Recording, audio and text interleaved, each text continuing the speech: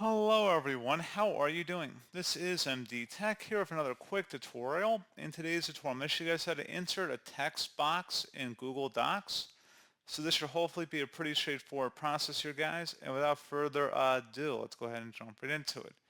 So all you have to do is select the insert button up at the top, and then you want to select drawing, select new. So all you have to do is select the little icon that has the letters, the lowercase and uppercase, or just two different size letters of the letter T. Go ahead and select the text box button. Create a text box in here. Type whatever, doesn't really matter. We're going to select Save and Close. And now we have a text box that we've just created in our Google Doc.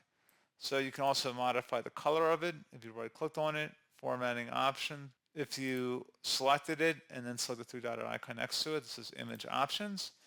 You can select all image options and you can select different options in here, such as rotation, text wrapping if you have different text on the page.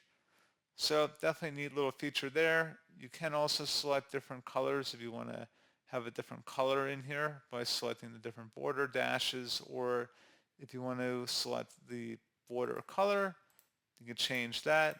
So pretty straightforward process, guys. I do hope I was able to help you out, and I do look forward to catching you all in the next tutorial. Goodbye.